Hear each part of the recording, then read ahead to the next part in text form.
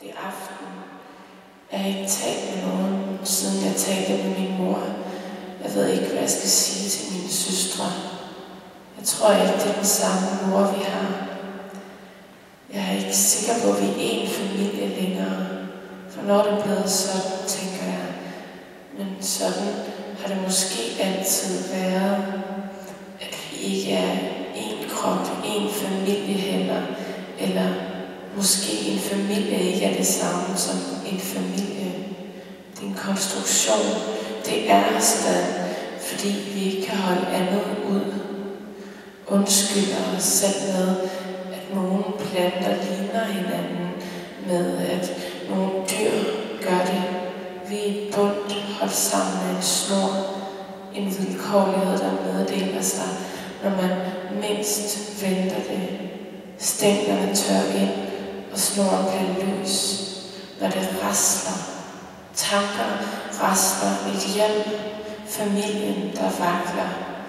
Et hjem, der afslører sig som noget andet end et hjem. Et andet sted. Et sted, der hele tiden er et andet sted. Et andet lys der. Og så det brag af hjemløshed i kroppen, der truer med at forlade tankerne. Og hvad har man så tilbage? Sin gode vilje. Så står man der. En idé om et hjem, idéer i det hele taget. Hvad skal man med dem?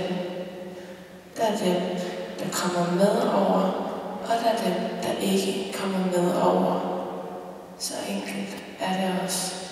Der kommer ingen bus og samler op.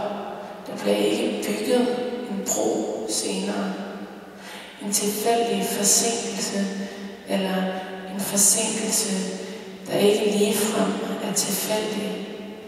Det fatale i en bestemt tøven. Det er tankens udskydelse af kroppen eller af blodet. Det, at man måske ikke når frem. Dem, der kom med, og dem,